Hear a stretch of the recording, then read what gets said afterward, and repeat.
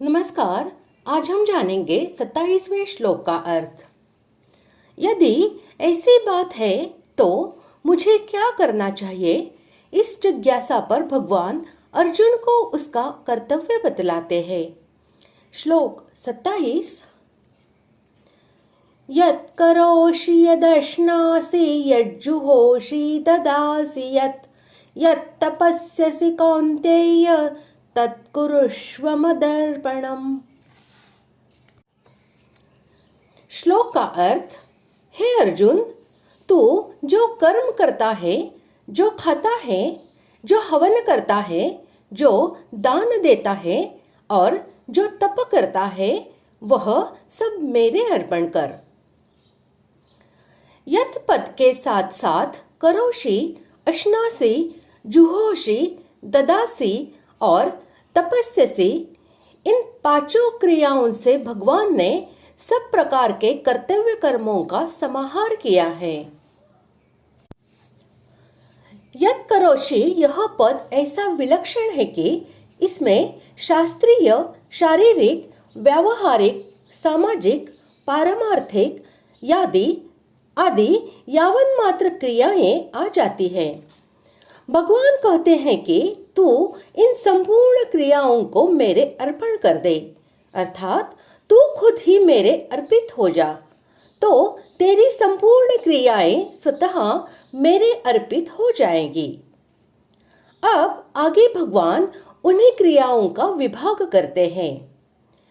यदश्नासि इस पद के अंतर्गत संपूर्ण शारीरिक क्रियाएं लेनी चाहिए, अर्थात शरीर के लिए तू जो भोजन करता है, जल पीता है, कुपथ्य का त्याग और पथ्य का सेवन करता है, औषधि सेवन करता है, कपड़ा पहनता है, सर्दी गर्मी से शरीर की रक्षा करता है, स्वास्थ्य के लिए समयानुसार सोता और जागता है, घूमता फिरता है, शौच स्नान करता है, आदि सभी क्रियाओं को तू मेरे अर्पण कर दे।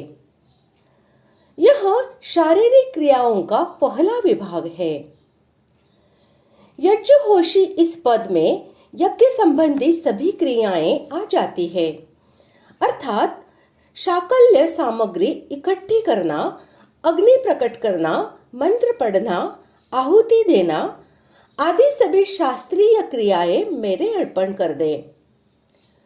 ददासी यत् यानी तू जो कुछ देता है, अर्थात दूसरों की सेवा करता है, दूसरों की सहायता करता है, दूसरों की आवश्यकता पूर्ति करता है, आदि जो कुछ शास्त्रीय क्रिया करता है, वह सब मेरे अर्पण कर दे।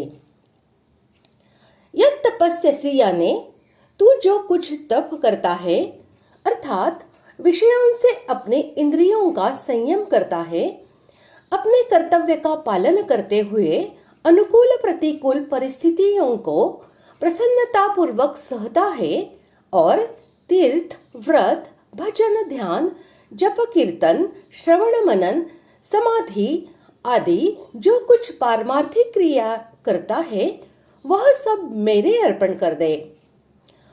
उपर्युक्त तीनों पद शास्त्रीय और पारमार्थिक क्रियाओं का दूसरा विभाग है।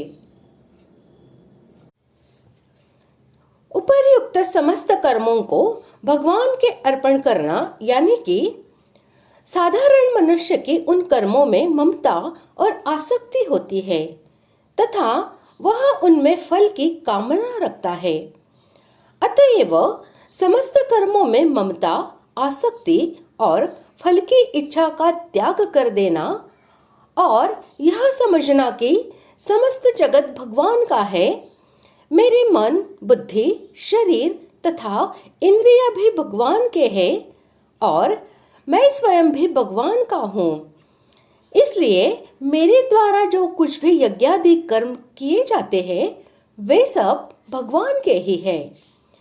कठपुतली को नचाने वाले सूत्रधार की भांति भगवान ही मुझसे यह सब कुछ करवा रहे हैं और वे ही सब रूपों में इन सब के भोक्ता भी है। मैं तो केवल निमित्त मात्र हूँ। ऐसा समझकर जो भगवान के आज्ञानुसार भगवान की ही प्रसन्नता के लिए निष्काम भाव से उपर्युक्त कर्मों का करना है, यही उन कर्मों को भगवान के अर्पण करना है। इस प्रकार आज हमने 27वें श्लोक का अर्थ जान लिया है।